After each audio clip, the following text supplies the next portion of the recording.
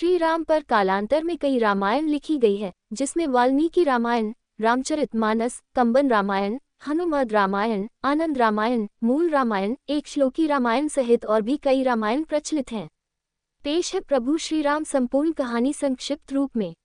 1. त्रेतायुग में अयोध्या के सूर्यवंशी राजा दशरथ की 3 रानियों कौशल्या, सुमित्रा और कैकेयी से 4 पुत्रों का जन्म हुआ, जिसमें श्री राम माता कौशल्या के पुत्र, लक्ष्मण और शत्रुघ्न माता सुमित्रा के और भरत माता कैकेयी के पुत्र थे।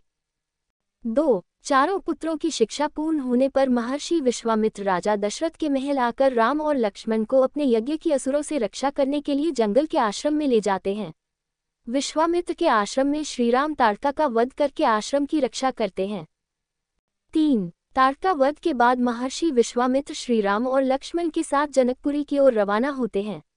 रास्ते में वे ऋषि गौतम के आश्रम से गुजरते हैं। वहां श्रीराम अपने पैरों से स्पर्श करके पाषाण में परिवर्तित हो चुकी अहिल्या को शाप मुक्त करते हैं। 4. इसके बाद विश्वामित्र श्रीराम एवं लक्ष्मण को जनकपुर में सीता स्वयंवर में ले जाते हैं।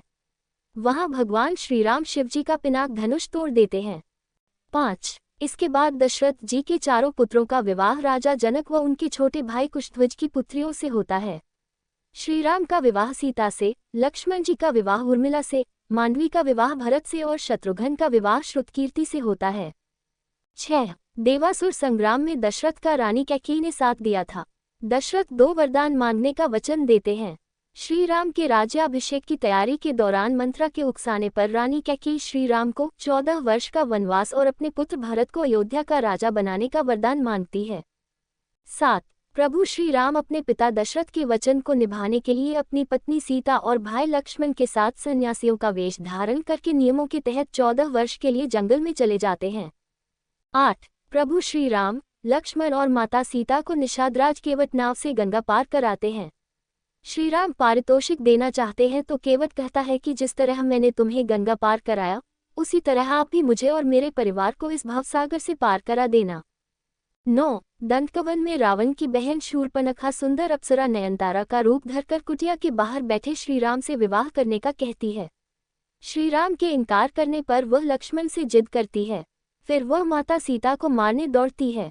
ये देखकर लक्ष्मण जी उसकी नाक काट देते हैं।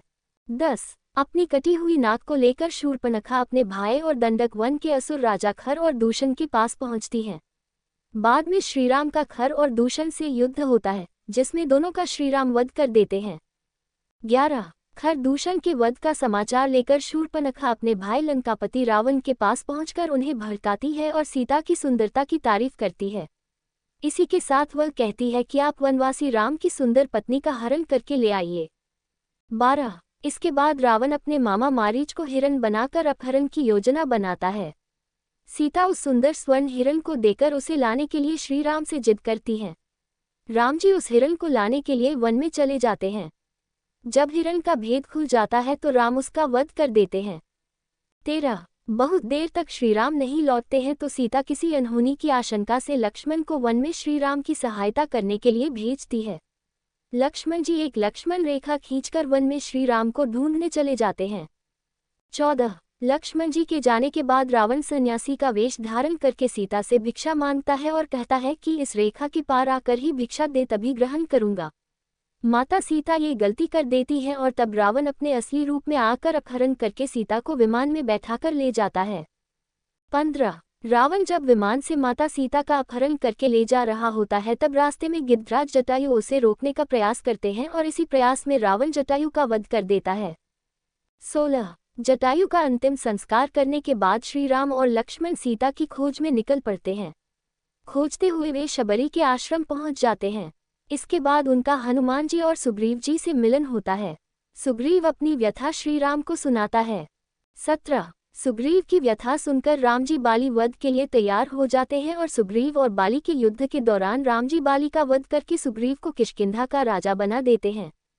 18. सीता की खोज में जामवंत के कहने पर हनुमान जी को अपनी शक्तियों का आभास होता है और वे समुद्र लांघकर अशोक वाटिका पहुंच जाते हैं। वहां उनकी विभीषण से भेंट होती है। इसके बाद वे माता सीता को श्रीराम की अंगूठी देकर श्रीराम के बारे में बताते हैं। 19. इसके बाद हनुमान जी को मेघनाद बंधक बनाकर रावण के समक्ष खड़ा करता है तो वे रावण को श्री राम के समक्ष समर्पण करने या युद्ध के लिए तैयार रहने के लिए कहते हैं। ये सुनकर रावण उनकी पूंछ में आग लगवा देता है। हनुमान जी अपनी जलती हुई पूंछ से लंका को जला देते हैं।